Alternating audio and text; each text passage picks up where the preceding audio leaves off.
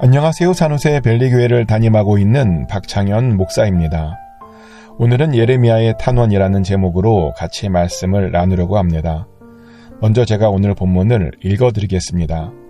예레미야가 1장 1절의 말씀입니다. 슬프다 이 성이여, 전에는 사람들이 많더니 이제는 어찌 그리 적막하게 앉았는고, 전에는 열국 중에 크던 자가 이제는 과부같이 되었고, 전에는 열방 중에 공주였던 자가 이제는 강제 노동을 하는 자가 되었도다. 아멘. 목회자이다 보니 종종 장례식에 갈 때가 있습니다. 그런데 대부분은 기독교장으로 하는 장례식에 갑니다. 하지만 아주 가끔은 기독교장으로 하지 않은 그런 장례식장에 가야 할 때도 있습니다. 그런데 그런 기독교장이 아닌 장례식장에 가면 항상 들려오는 소리들이 있습니다. 바로 아이고라고 하는 소리입니다. 상주들과 또 상주의 친척들이 죽은 고인의 영정 앞에서 아이고라고 하는 소리를 냅니다. 그리고 그것을 고인에 대한 예의라고 생각합니다. 그런데 흥미롭게도 이런 비슷한 문화가 이스라엘에게도 있었다는 것 아십니까? 이스라엘도 에카라고 외치며 장례식을 치른답니다. 그래서 에카라는 소리는 장례식을 생각나게 하는 소리랍니다. 그런데 그런 에카가 오늘 본문에도 나옵니다. 오늘 본문에 슬프다라고 번역된 단어가 바로 에카입니다. 그런데 사실 이 에카는 슬프다라는 뜻은 아닙니다. 이 에카는 어찌하여 라는 뜻입니다. 하지만 이 예레미야 에가를 번역하는 사람들이 이 어찌하여를 슬프다라고 번역했습니다. 그러다 보니 조금 아쉽기도 합니다. 왜냐하면 사실 더 정확한 번역은 아이고이거든요. 그랬다면 우리는 더 정확하게 이 예레미야 에가의 분위기를 더 잘 알 수 있었을 겁니다. 이 예레미야 에가의 분위기가 장례식 분위기라고 하는 것을 더 잘 알았을 겁니다. 아무튼 그 정도로 슬픈 일들이 지금 일어났다는 겁니다. 그러면서 예레미야는 그 슬픈 일들이 무엇인지 하나씩 나열을 하죠. 그런데 여기에서 아주 흥미로운 부분이 있습니다. 그런 슬픈 일들을 나열하는데 그렇게 나열을 하면서 히브리어 알파벳 순서로 나열을 했다는 겁니다. 그래서 1절은 히브리어 알파벳의 첫 번째 단어인 알레프로 시작을 하죠.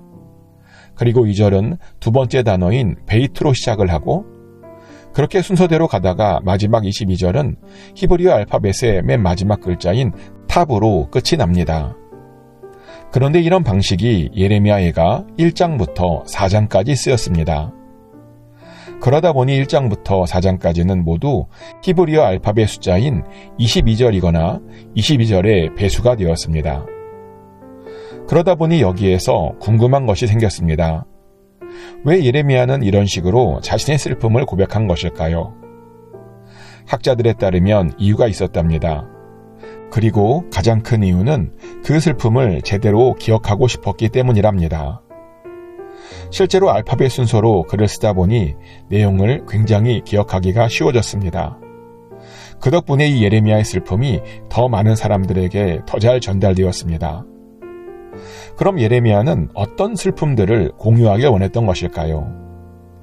예레미야가 공유한 슬픔은 과거의 영광이 다 무너진 것에 대한 것이었습니다. 전에는 사람이 많았답니다. 그런데 지금은 적막하게 앉아있답니다. 예전에는 열국 중에 크던 자들이었답니다. 그런데 지금은 과부같이 되었답니다. 전에는 열방 중에 공주였었답니다. 그런데 지금은 강제 노동을 하고 있답니다. 그래서 슬프답니다. 눈물이 땀이 흐를 정도로 슬프답니다. 설상가상으로 그들을 위로하는 자들조차 없답니다. 보니까 친구들이 다 배반을 했답니다. 그래서 원수가 되었답니다. 이렇게 들으니까 정말 슬퍼할 만합니다. 그런데 예레미야의 의도는 그렇게 슬퍼하고 끝나는 것이 아니었습니다. 예레미야는 그들이 다시 한번 하나님의 손에 붙들리기를 원했습니다. 그래서 그렇게 슬퍼하는 가운데서도 중간중간에 하나님을 찾죠. 그러며 하나님을 향해 탄원을 합니다. 자신의 원수들이 큰 체하고 있으니 자신들의 환난을 감찰해 달랍니다. 자신들을 제발 다시 돌아봐 달랍니다. 그러며 자신들의 죄를 고백하기도 하죠. 자신의 반역이 심히 크다는 겁니다. 여기까지는 슬픈 일을 당하는 자들의 그런 전형적인 반응입니다. 그런데 당황스러운 것은 예레미야가 그렇게 자신의 죄를 고백한 다음에 이런 기도도 올려드렸다는 겁니다. 예레미야 예가 1장 21절 22절 말씀입니다.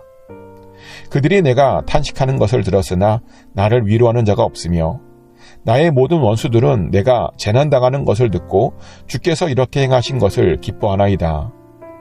그러나 주께서 그 선포하신 날을 이르게 하셔서 그들이 나와 같이 되게 하소서. 그들의 모든 악을 주 앞에 가지고 오게 하시고 나의 모든 죄악들로 말미암아 내게 행하신 것 같이 그들에게 행하옵소서. 나의 탄식이 많고 나의 마음이 병들었나이다. 자신의 원수들도 자신과 같이 되게 해달랍니다. 하나님께서 자신들에게 행한 것처럼 그들에게도 똑같이 행해달랍니다. 이런 탄원이 이해가 되십니까? 이 탄원은 마치 왜 하나님께서 자신만 혼내시냐며 투정을 부리시는 것 같아 보입니다. 도대체 왜 예레미야는 이런 탄원을 했던 것일까요? 왜냐하면 마음에 아주 큰 상처를 받았기 때문입니다. 그런데 그런 상처들은 하나님의 일을 하는 사람들에게는 흔히 있는 상처들입니다. 그리고 때로는 하나님께서 일부러 그런 상처들을 주기도 하십니다. 왜냐하면 그래야 단단해지거든요. 그리고 그래야 하나님의 일들을 더 잘 감당할 수 있기 때문입니다. 그래서 사실 자신이 상처받았다고 이런 식으로 탄원을 하면 안 됩니다. 이런 식으로 탄원하기보다 상처들을 어떻게든 극복해내야 합니다. 그런데 안타깝게도 예레미야는 그렇게 하지 못했습니다. 그런데 오히려 그런 모습들이 우리들에게 큰 위로가 됩니다.